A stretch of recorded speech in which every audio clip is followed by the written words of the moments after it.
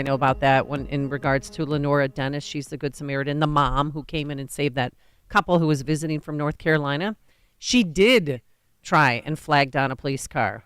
I tried to stop a police car. I literally jumped. I literally got in front of a police car and put my hands up and was telling them, hey, these people are getting assaulted. And I thought that was enough. And the police just cut a path around me and kept going. Yeah, well, as Brian Warner, retired CPD, told us earlier in the show, if that did indeed occur, what Lenore, the mom, says, then then there's an issue. Then it's worthy of investigation. We need to understand from the police officers in question their perspective on that specific interaction on that night, and it's legitimate to inquire about that. Okay, that's important. Yep. This is too. You saw that earlier in the week, the FBI arrested two men who it says were running a Chinese policed outpost in New York City. Yeah, what was that? Because people have said that the Chinese police are in New York City, and I've never believed them. But now I believe them. We've talked about it with Jim Carafano. Yeah, there are Chinese Communist Party outposts around America, quote unquote police stations, not police, our police, but their police. They're there in areas where there is a significant Chinese population, including Chinese American population for that matter, to surveil and silence Chinese citizens from expressing any dissent with Chinese Communist Party policy, thus the arrest. And, of course, this is all, hey, the Chinese Communist Party, they can stifle free speech in Beijing, but they can't do it in New York City or Chicago. No, they can't. They shouldn't be able to. And they don't need to here because we've got the Consumer Financial Protection Bureau to do it for them. Our friend Barry Sterner at Townstone Financial. Oh, yes. The story that he told us, he was on the show maybe a year ago. The Consumer Financial Protection Bureau filed a lawsuit against Townstone Financial, accusing Barry Sterner and others affiliated with the company of making statements that would discourage African-American prospective applicants from applying for mortgage loans. As the Wall Street Journal, a couple of op-ed writers write about this case today. It's made the Journal and should, to a former director of finance policy at the Competitive Enterprise Institute and a research fellow at the Competitive Enterprise Institute, so two scholars from that think tank. They write, the suit which was filed back in 2020, doesn't provide any concrete examples of consumers that Townstone has mistreated. Rather, points to a handful of statements that Barry Sterner and other company officials made over a 4-year period on the weekly radio program and podcast they had on our station. Yep. The statements, according to the Consumer Financial Protection Bureau, discouraged prospective applicants on the basis of race from applying for credit. But there's nothing of the sort that actually occurred. Right. The Pacific Legal Foundation, which is a public interest law firm, is representing Townstone. They warn in a legal brief that the approach to enforcement by the CFPB would arrogate to the CFPB the authority to censor speech. The comments that were made by Barry Sterner on his radio program and podcast are about crime. They're not about lending. It made claims like police are keeping the city from turning into a real war zone. Well, first of all, it's true to the extent that it's even possible. Secondly, it has nothing to do with financial lending and certainly nothing to do with the race of prospective applicants. And it's just other statements along those lines that had nothing to do with their business or the industry. And it had everything to do with just somebody else who lives in Chicagoland saying the same things we say, you've heard on this show from any number of residents, business owners, other business owners, and so forth. Consumer Financial Protection Bureau trying to silence a financial services provider because they talked about crime. Tell me how that's different than the Chinese quote-unquote police stations in places like New York City surveilling for the purpose of censoring and intimidating and censoring Chinese Americans. Scary times. For more on the issue of Chicago crime, we're going to talk about it, at the risk of being sued by the Consumer Financial Protection Bureau. They had nothing better else to do. I mean, my goodness. It's outstanding, and it's such been a reach. It's been going on for years, and I'm glad that Barry Sterner's got pro bono representation. So this is not coming out of his pocket because this is a complete shakedown, and it has a chilling effect on business owners who speak out and say, "Oh, we'll come for your business," when we need business owners to speak out. Jordan McGillis is a Paulson policy analyst at the Manhattan Institute. Recently wrote a column, "Can Chicago survive Brandon Johnson?" He's not even in yet. Can Chicago survive until Brandon Johnson in a few weeks? Jordan, thanks for joining us. Appreciate it. Thank you. Thrilled to be with you here. It's also always interesting to get an outside perspective on the Windy City. So you ask a question that you get about to answering, and what are the leading indicators as to the answer to that question?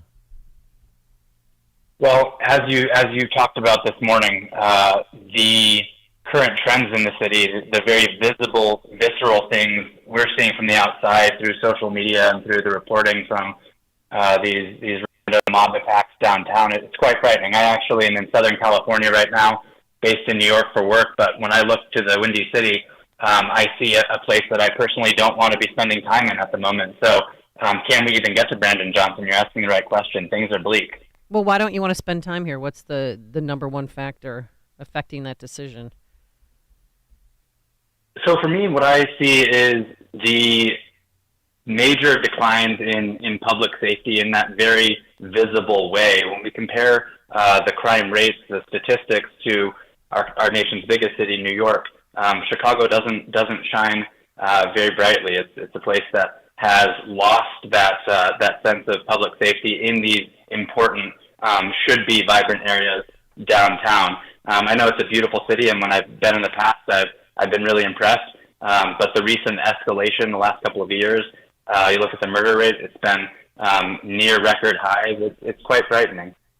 Well, what we're seeing, too, as we talk about a lot on the program, is the great disintegration of America's biggest cities. It turns out that if you have political leaders pursue the same policies, they generate more or less the same results, whether it's on the West Coast, the East Coast, or the Midwest. And you and another colleague wrote a bit about this in a research paper that describes the urban doom loop. I like that phrase. What is the urban doom loop that is afflicting big cities controlled by the movement Marxists from coast to coast? Well, it's a really fascinating phenomenon, but it has some terrible effects for places like Chicago. And here's what's going on. Especially because of the pandemic, we've had an exodus from our largest cities of both businesses and often high net worth individuals. Here in California, a lot of people are fleeing to Texas or to Arizona, and the same thing's happening from Chicago and the Chicagoland area with individuals and companies leaving as well. And so what that's doing is reducing the inflows of revenue into the city. And it's also taking people away, the important everyday participants in city life, from those core, should-be vibrant downtown areas. And so what we're seeing is both a decline in revenue, which means less available resources for the city government to spend on core functions, and we're seeing fewer people that are populating the streets and creating that sense of social well-being. So a city like Chicago or a city like San Francisco, the urban core where businesses are supposed to thrive are now more frequently populated by people that are either ne'er-do-wells or, up to no good, or in the case of San Francisco, where I spend a lot of time, just simply mentally unstable. So we've got this combination of less revenue, fewer people that are doing the good things we want in civic life, and a higher percentage of people doing the bad things. And it causes this loop where more and more businesses and individuals are apt to flee when they see that degradation of social life. They see that urban decay.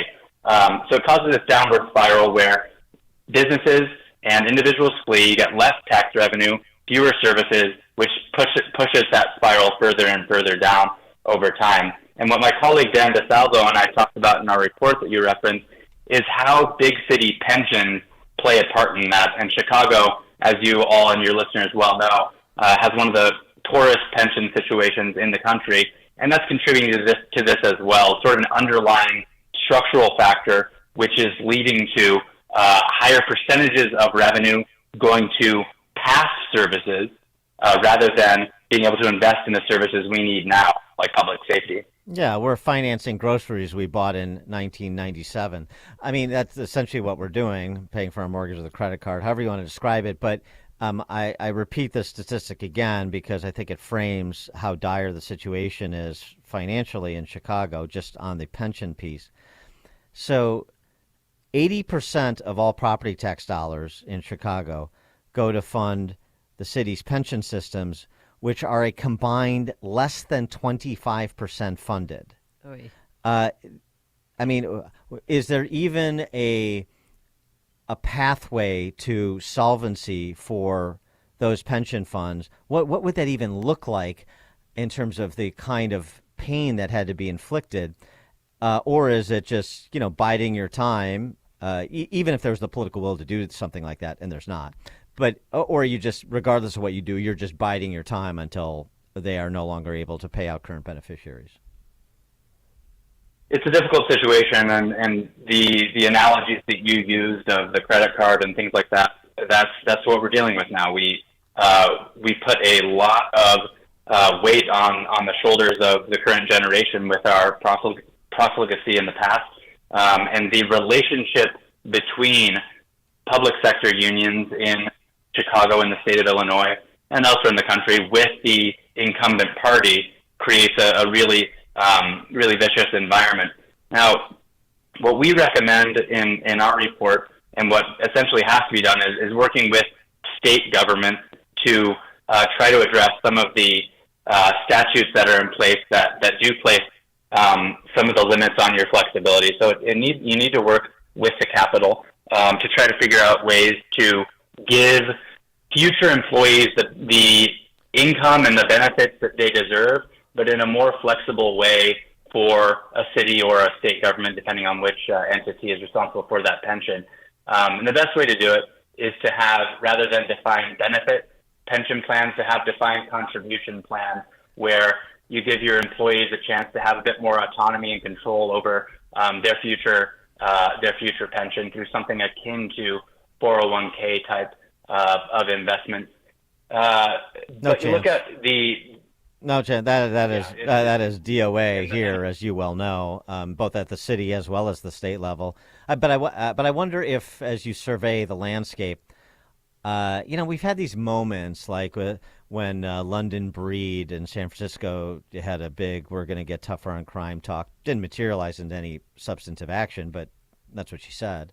Eric Adams has sort of made noise in that direction too. Do you see any big city in America, any top 50 city in America in terms of population, making any course correction when it comes to public safety, when it comes to huge, gaping, financial, sucking chest wounds like unfunded pension liabilities? Is anybody doing anything, or they're just riding it out?